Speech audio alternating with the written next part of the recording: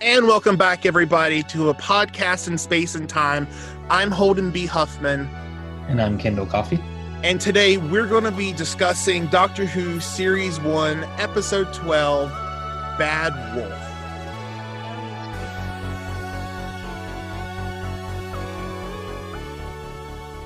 So, Kendal. So, Holden. I got some very Hunger Game vibes. Dystopian. Kinda, yeah. I did like dystopian future with there's a games like you have to play and your reward is living. Yeah, like a death game where like basically all you're trying to do is survive. Right. And like you're also given some kind of like arbitrary reward, but it doesn't really make up for the whole situation. Right. Yeah, for sure. This one's like, I think there's more, this is obviously a little more fun than The Hunger Games. The Hunger Games is a very kind of dark story.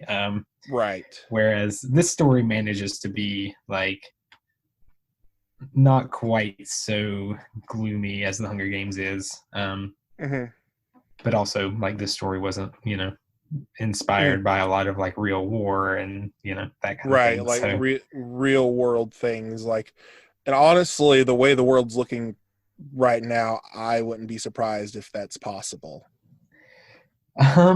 Yeah, we're living in some real dystopian times currently.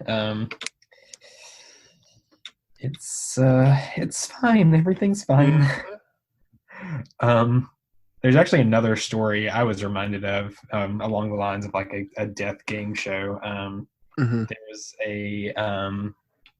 an arc of a podcast called The Adventure Zone, and spoilers for the first arc or the first like season of The Adventure Zone, but basically it's like a Dungeons and Dragons sort of podcast, but they don't play Dungeons and Dragons very well. But basically the three heroes go into this place called Wonderland, which is it's basically like a big sort of game show type thing where you basically like each round you spin a wheel and whatever you land on you have to give something up. Oh my gosh. Like, it could be a memory, it could be an ability, it could be like literal body parts. Oh my gosh. And then like, depending on what you do, it also determines like how bad the next challenge is going to be. So like then you have to do a challenge and basically like you're just trying to survive, and there is a prize at the end, but it's in the same way it's kind of like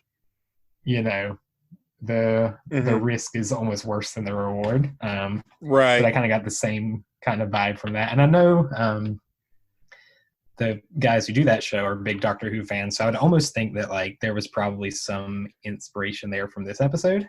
Okay. I would not be surprised. Just like also just with the whole tone and everything, because like this episode had a very kind of, especially like the Big Brother parts, it was kind of flashy, kind of over the top. The music was very like kind of upbeat and there was one music cue at the beginning that I thought kind of slapped right before the opening title sequence, where it kind of like it's real electronic and it's kind of building, but like over this shot of the Doctor kind of realizing what's happening. I thought it was very good. I don't remember it that much. I'll have to go back and listen to that. It was somewhat subtle, but I thought it was very good. Also, can we just let 9 drop an F-bomb? Please just let 9 say the F word. He's deserved it. in the part where 9 was like in front of the camera in the whatever they called it, like the diary chamber or whatever. I don't know. When they said like, "You are now on the air, please do not curse," I just wanted him to just drop an F-bomb right there. Just really, like he said, "You've got to be kidding me," but I wanted him to say, "You've got to be effing kidding me." I thought that would have been very good. It would have been good. He's earned it. I'm sorry, Hmm. BBC. I know you're like trying to make a show for children, but Nine has earned it. He did. Just let him have one. Uh, uh, so in a crisis, when Jack is in a crisis, he gets so sidetracked because two robots say his outfit doesn't look good.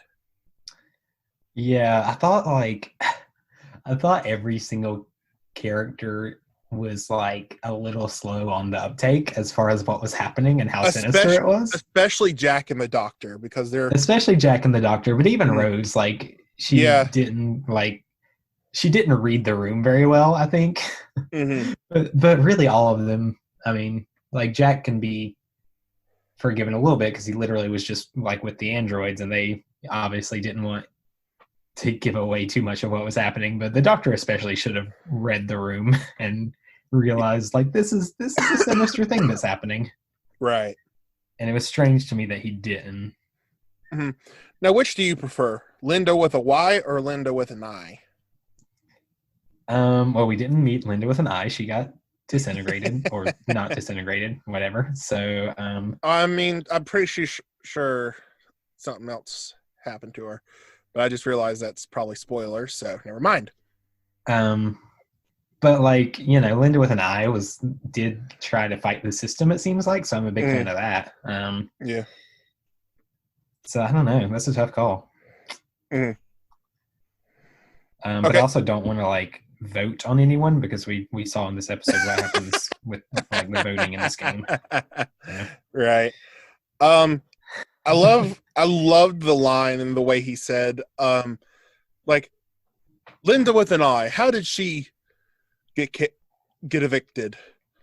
She broke part of the set or something. What? Like this?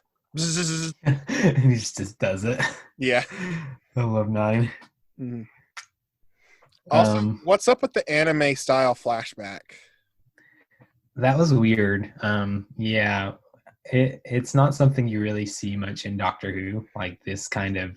I can only think of one specific episode in the future that does that, but they do it so good. Yeah, like I don't mind that kind of thing when it's really subtle. But yeah, it was definitely not subtle in this episode. It was just kind of like 30 seconds of flashbacks to shots of when the bad wolf has come up. Right. And like and everyone knows that's what they've been leading up towards. yeah, it's almost a thing. It almost felt like you didn't like trust in your audience to remember Mm-hmm. that, or you didn't like trust in your storytelling ability and enough to like Mm-hmm. enough for the audience to pick up on it. They do a whole lot better in future seasons, though. Yeah. Yeah, I think like, in that kind of situation, you kind of have to trust your audience a little bit. Mm-hmm. And like, if you've written it well enough and like set up all your pieces well enough, then Mm-hmm. like you don't have to like remind everyone of it. Yeah. Yeah. It's like the "as you know" line. As you and I both know, Right. we've been friends since we were 5 years old. No, we haven't. No, we haven't. No, I mean, like I'm referring to lines like that. I know, Yeah. but I'm just saying. As you know, Yeah. we have not been friends since we were 5 years old. Yeah. There we go. There we go. But yeah, that kind of dialogue, it's like very. Mm-hmm. And this isn't quite the same thing, but it's kind of in the same vein. Like you're kind of, in a way, looking at your audience and saying, "Listen, we know you're idiots and aren't going to figure this out through context, so we're just going to like explain it to you in the most dumbed down way imaginable." Right, and that's why Fullmetal Alchemist Brotherhood is my favorite anime, because this is going off onto an anime tangent. I'm sorry. Fine. Welcome to our anime podcast. Yeah, but that's why FMAB is my favorite anime, because even though it is Shonen Jump, you can't tell it is. You don't have the stupid flashbacks like every single episode. They hardly have them, and when they are, they're things that you've never seen before to get some context. Right. I don't think the show, if it did, it very rarely showed you things you'd already seen before. Right. Just And like if it did, then maybe just a brief thing, like the whole things of the homunculi tattoos. Like I do remember just a quick flash of like the person seeing the tattoo somewhere else before and what. right. And in those cases, it was like meant to kind of show you what the character was thinking instead of like, right. Instead of like a show like I love My Hero Academia, but like, oh gosh, instead of in the middle of a fight scene showing like a flashback to, some confrontation that these two characters had before, and like, like Deku is falling. He's been falling for like 10 minutes. If I have to see one more flashback of Deku with tears streaming down his face saying how much he wants to be a hero, I'm going to lose it. and freaking All Might turning to him and saying, "Young man, you can be a hero." It's like, we get it. We get it. He's a hero. Like, you don't have to tell us again. I just want to see Mineta become a true hero. No, nobody wants that. I want to see Mineta go away forever and never return. Okay, well, that's the conclusion of our anime podcast. Okay, man, I was not expecting the twist in this episode. That was a big twist. Now, I'm not talking about the Dalek. Well, that wasn't a twist because they spoiled it last episode. But man, I was not expecting that to be Satellite 5, man. Especially since we, didn't see a last time trailer at the start of the episode showing a Satellite 5. Right. Yeah. It's so frustrating because it would have been a genuinely good twist, but they give it away. Although I do like the whole seeing the consequences of the Doctor just doing a good thing and then walking away from it. Like, well, I did a good thing. I'm leaving now. Yeah, for sure. I thought that was really good because it's not something we see very often in Doctor Who or really any stories is, we have heroes who kind of come in and kick butt and take names and then like go on their way. And hey, Captain America Civil War. Yeah. Well, I was just giving reference. Yeah. Right. I was actually honestly thinking about the one of the early episodes of Full Metal Alchemist Brotherhood when they're in the in that one town in the desert. Yeah. The church. Yeah, that's kind of another example of that. They kind of found out later down the line what happened after they left.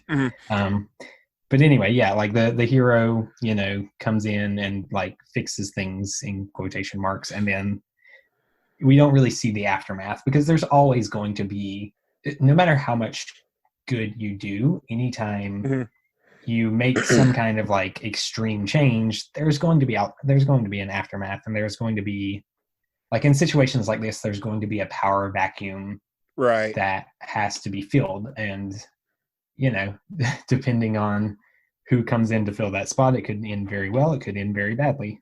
Right, exactly. And I would like to see more of that from Doctor Who. I think it's something we don't see much. They do it poorly in BVS. Yeah. BVS, Batman vs Superman, does a lot of things poorly, but yeah. Okay, speaking of tangents, I love that the Doctor just goes on quick little tangents. Yeah, when they were talking about like when they were looking over the Earth after it's kind of polluted state, and he goes on some little tangent about like this TV show about 3 bears, and I thought that was funny. It's a very relatable thing. I feel like I do that a lot, kind of like in the middle of one thought, I'll like have another thought and like chase especially when you're trying to go to sleep. Yeah. My brain is just like always on, and there's always like several different directions it's trying to go in. So Mm. I can. Yeah, no, lately it's been really bad for me. Like I've had to find a playlist of like soothing and relaxing sleep music to try to help me calm myself down and just go to sleep. Oh yeah, for sure. Yeah, because I've had, um, I don't know, my brain will go into like circles. Like Mm. I'll just think over the same things over and over again, and like Yeah, no. it's not helpful. And like I understand that it's not helpful, but it's just also something you just can't really stop. Mhm. Yeah, no, and with Um, me being ADHD and OCD, it's really bad. yeah, I'm sure. Cuz like for the ADHD part, it's like you're just jumping from one thing to the next. And then with the OCD part, it's like if I don't specifically think about this one thing in this specific way, like a ritual, I'm going to lose it. Yeah, So like both of those combined in that area is just really bad. yeah, they're kind of working against each other, Right. and not in a helpful way. Right. And I Um, think I think you okay, so I have this crazy memory. Like growing up, Kendall, you and my brother Travis, you both always been like, dude, how do you remember these small little details from so it's long ago? true. Like It's so specific. I think it's my OCD. I think it's just because like I remember the specific little details, like OCD. It's not. I hate that cliche of like it's always about detailed, make things clean. I mean, if you've seen my room, Kindle, I'm not that type of OCD. Yeah, yeah. It's not clean. The type of OCD that's almost like become, I don't want to say a meme, but it's become like a popularized term for someone who's just like very Mm, detail particular, which mhm. It's there true. is, It is true in it's true some for some cases, people, but but it's for not true someone for to everyone. but for someone who suffers from OCD from it, Yeah. it's kind of offensive for someone to just shrug it off like, I've got OCD. Well, yeah, it's an oversimplification, and Hmm. it's someone claiming something that they're not, or that they don't deal with. Hmm. In a way, it is like, um a little bit patronizing for people who actually have OCD. Oh, it It's is. It is. It is. it's like someone who broke their arm complaining about their issues to someone who doesn't have an arm. It's kind of that kind of Right. thing. Right. I know that's a little bit of an oversimplification as well, but just to kind of give a Yeah. Yeah. No, you're giving an example. yeah, giving an example that's probably not very accurate, but Yeah. um and Um. even that's like patronizing to someone who doesn't have an arm. Like, I have two arms, why am I talking about it? But yeah, it's like I that mean, thing, I mean, like, it's like racism. You talk about how it doesn't exist, yet you're white and privileged and have never felt the end of it. yeah. I just, I don't know. Sorry, I we're know currently going through the whole George Floyd rest in peace thing. yeah, So it's there's very peaceful it's protests very happening, and the police are inciting mhm. and the the thing police are really like inciting violence. and And then you've got the um looters who are taking advantage of the situation that are just giving yeah, peaceful protesters a bad rep. yeah, it's just a It's a crazy huge time mess right right now. now. Hmm. um yeah, it's Yeah, and actually, I commend all.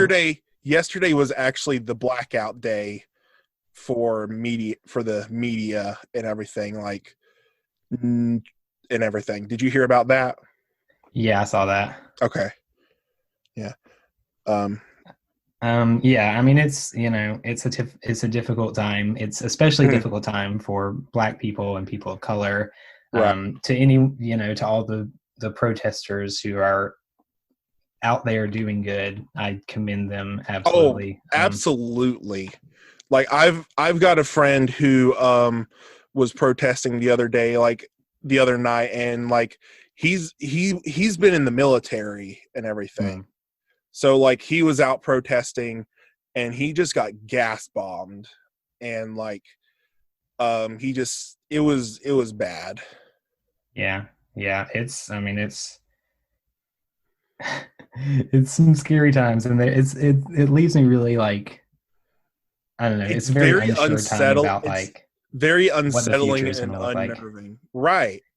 Yeah, it's like, I mean, me as a privileged white person, like you Mhm. kind of have this idea that like, well, there are some police that are, you know, that are kind of, um, there are police that are bad, but like Mhm. you like to think that kind of the majority would not do things like we are literally seeing right now, like, you Right. know, But the tear problem with gassing people and like right. shooting rubber bullets at press, and it's insane. We're kind of recording these episodes in advance. I'm not exactly sure what things are going to look like when this airs. Maybe the protests have ended. Maybe the social media movement has ended. Mhm. I just want to say, after kind of things fade from our immediate view, Black lives still matter, Black voices Yes. still matter, and Absolutely.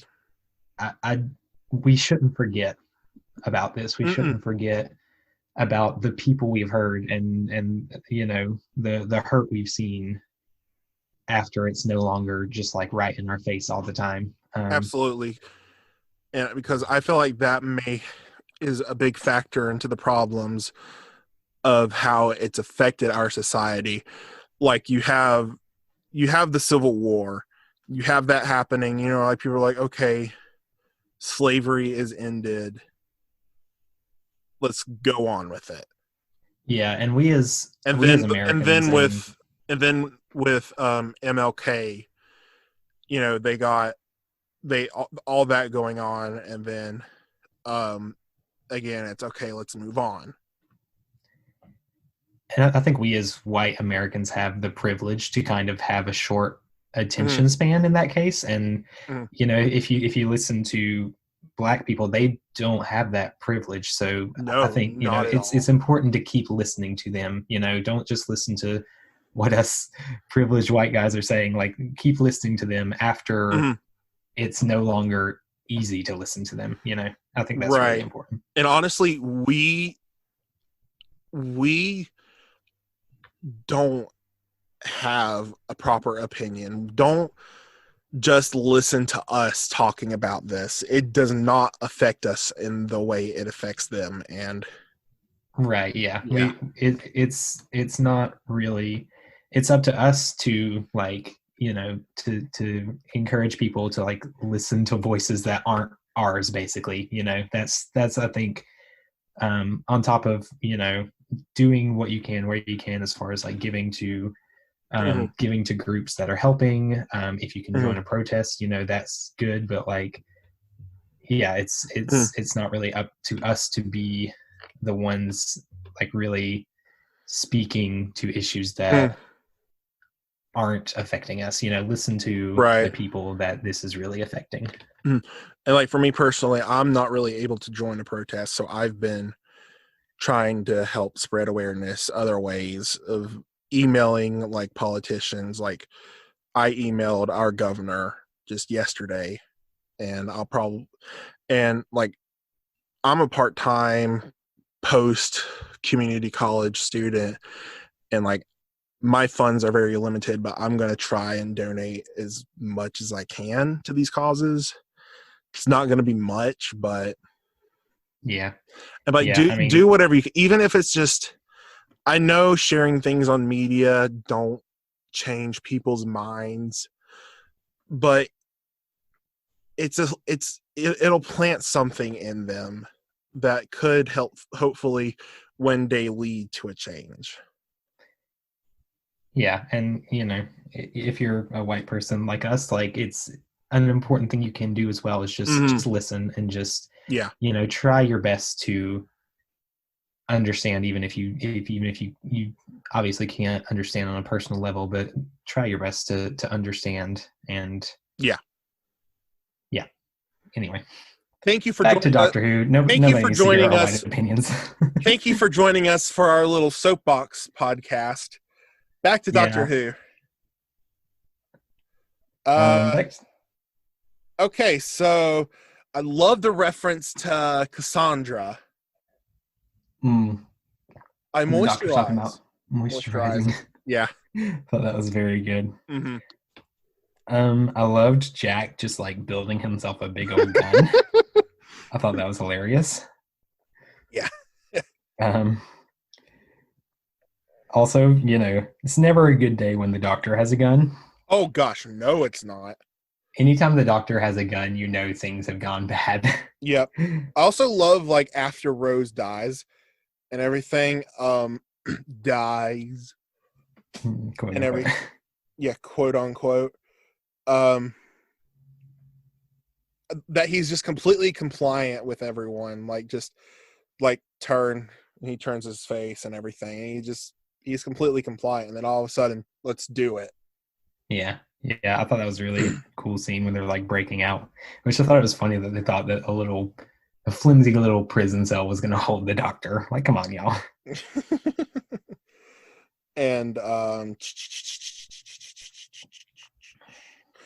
the android from The Weakest Link, Mm-hmm. it was very intimidating. Yeah, there was a lot of really good, like the design of this episode was great. The android was intimidating. I loved the design of the control, the big glowy lady with the tubes. Um, The floor manager. yeah, I That's thought her what design was really cool. that's what it says on IMDb. Oh, okay. That's what it says her name is. Um, I could be I, wrong, but sorry. Continue. um, yeah, I just thought there was a lot of really great design. The Dalek ship looked really cool. I thought it looked great. I love the Dalek design. The design of the Dalek ships. It's the cliche UFO. But the reason Yeah. I love it so much is because I'm pretty sure I don't know if those ships were designed in the 60s, like that era, in the classic era. Mm-hmm. But it's just so brilliant to be like, yeah, those ships, yeah, those types of ships, the flying saucers, those are Dalek ships. Okay. I don't know, I just like that for some reason. I think it was Guillermo del Toro who says he saw a real UFO. And he's a science fiction Mm-hmm. director. But he was talking about seeing this real UFO, and the thing he took away from it was like, yeah, I saw one, and it was like really boring. It was the most boring design, which I just thought was a really funny thing. It's like, my man, you saw a real UFO, and like what you took away was like it just looked like a generic flying saucer that had like blinking lights and. Oh gosh. But yeah, that's kind of mm-hmm. Yeah. They just look like your generic kind of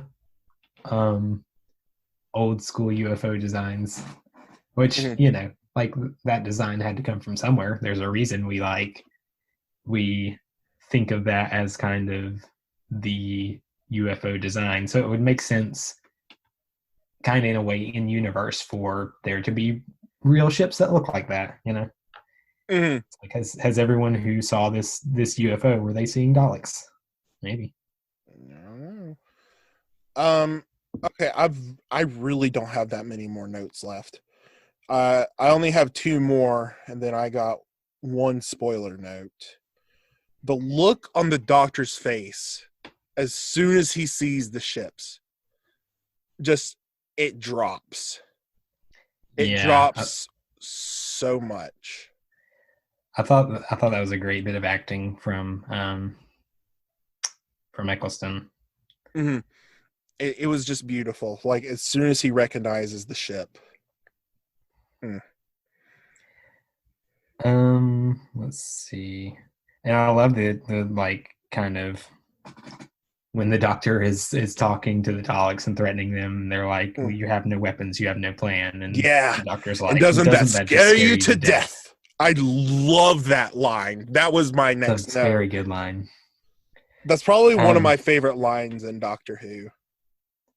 It is very Doctor, because like that's kind of, in a way, that's who the Doctor is. Like all odds can be against the Doctor, and they're still going to save the day somehow. Most of the time, not always, but most of the time. Right. Also, this was a really small note, but I thought it was kind of funny. Did Doctor Who predict Wipeout? Because I don't know. There is a British version of Wipeout. I don't know when that started. Is there? Okay, so maybe they were like referencing that. Maybe the U.S. version was. It's like there's American Idol, there's British Idol, and stuff like that. America's Got Talent, Britain's Got Talent, stuff like that.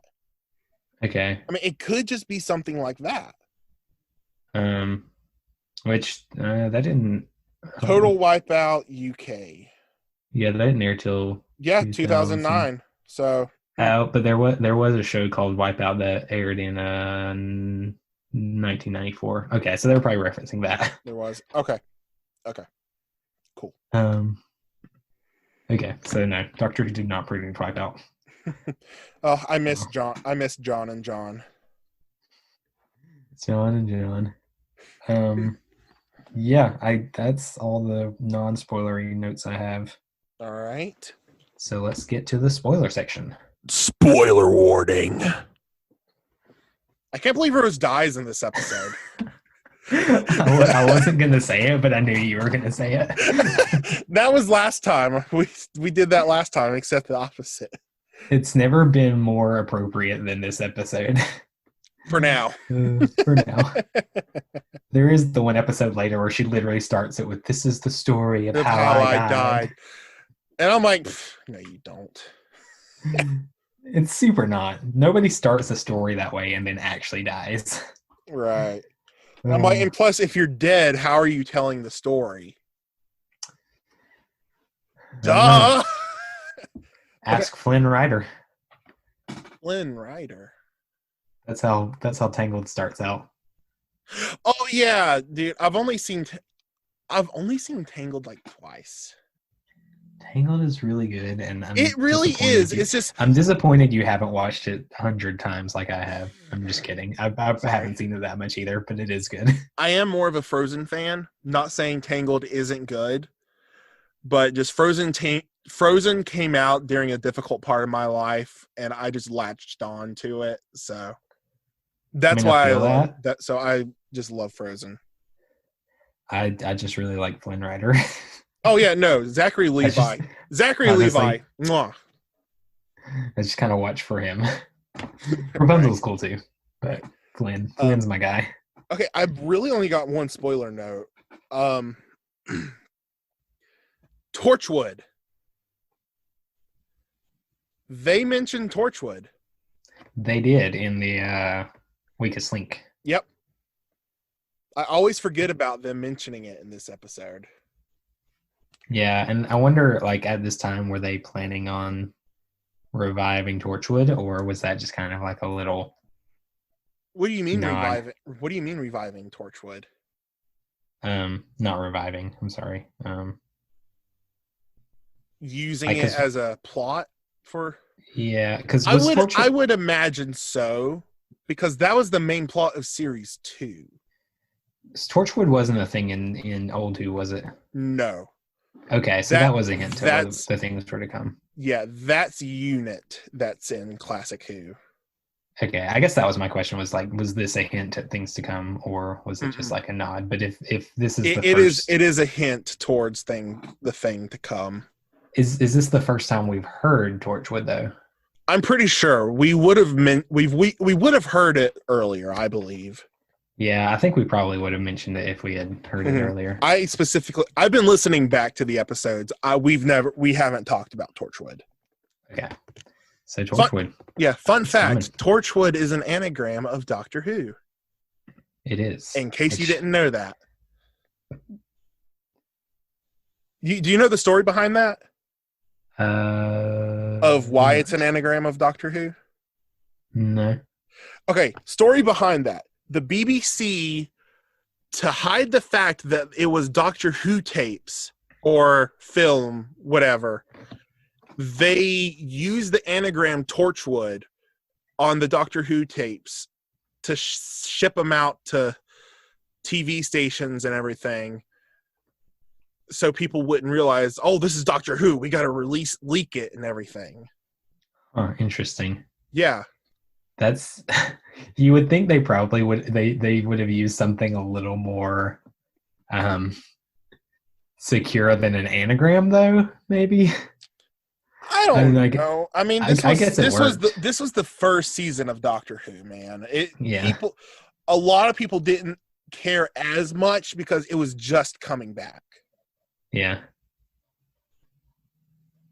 Yeah, I just think it's kind of funny. Like, we have to hide this thing. We have to hide Doctor Who. How are we going to hide it? Let's just jumble up the letters. I mean, I guess you're right. I guess you're right. It's like if Star Wars just, for like a Star Wars movie, they just changed up the title as an anagram for something else. Yeah, they called it like Wart SARS. Yeah. I don't know. Yeah, that's literally the only spoiler I have. Yeah, I don't really have any spoiler notes. There really wasn't anything else to talk about. Like, there's nothing in this episode that's really going to benefactor towards the overall show, except for the next episode. But we're going to really get into that in that episode. Yeah, all in good time. Mm-hmm. So, I mean, there's nothing really that much we can get into. Yeah, so this might be our shortest episode yet. Even though we did go on some tangents this time. Yeah. Hey, at least we haven't mentioned the Timeless Children. Oh, crap. Oh, we should talk about the Timeless Children.